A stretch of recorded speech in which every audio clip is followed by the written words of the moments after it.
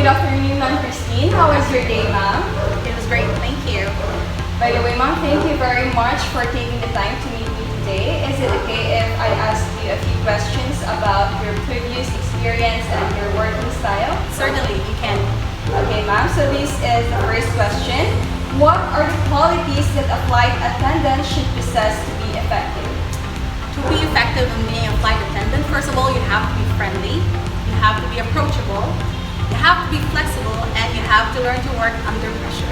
Next question is, tell us about the time in which you witnessed unethical behavior. How did you respond?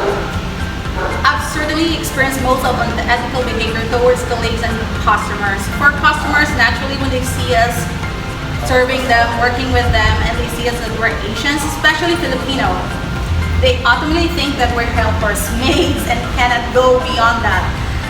Well, you just have to keep your calm. You just have to learn to smile to their comments and not go with the flow with their comments. Definitely, just do that. Okay, ma'am. So the next question will be, describe briefly your flight attendant experience. Okay, so I've been a flight attendant for 15 years. I started in 2005 when I was 21, and retired in 2020. So I've been in the sky most of my life, actually.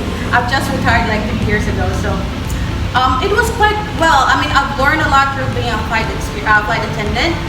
I started being a grade 2 that's working economy class to business class, and I've worked most of the time as a cabin supervisor, supervises the cabins, like economy cabin, business cabin, and first class cabin. So it was wonderful. It was wonderful. You learn a lot, you grow a lot, and you learn to interact with people of different races. You learn to open your mind and not just think closely of this culture.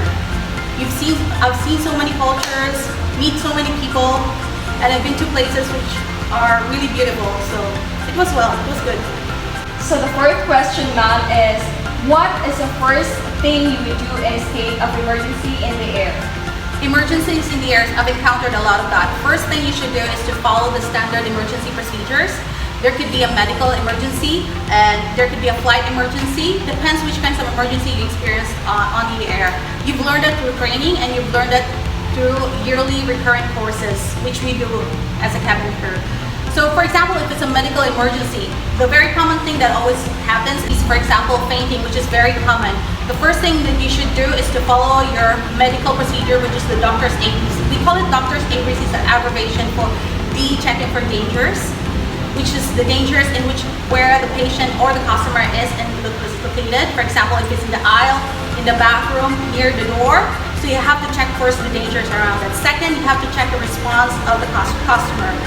Tap the both shoulders, sir, can you hear me? Sir, can you hear me? That's for response. Next, if there's no response, you shout for help. You shout for your supervisor, which is me usually, or other supervisor, and you call for a defibrillator. So you call for both things. And then after that, you check the airways, if it's working or not. Usually with fainting, they actually wake up after checking for response. With fainting, you just elevate their legs, so you just put something under the leg, which is usually a cabin bag or a pillow. Okay, ma'am. So the last question will be, what is the biggest challenge that you foresee in this job? Well, the biggest challenge for me was sleeping. Everybody have jet lag. Even if they deny it, they do have jet lag.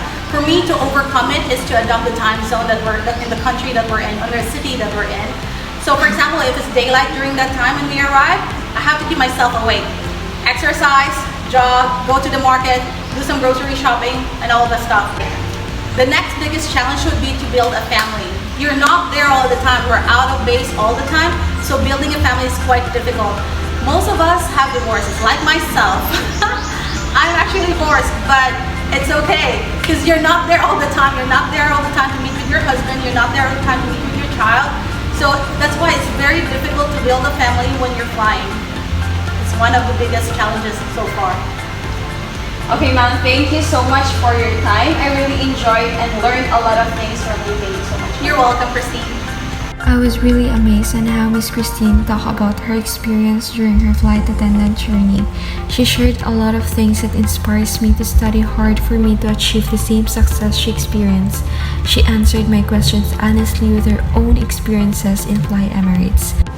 For me, her success is not being a flight attendant for 15 years. Her success is how she managed to be strong away from her family, how she survived all the challenges, and how she saves her money to build her own businesses.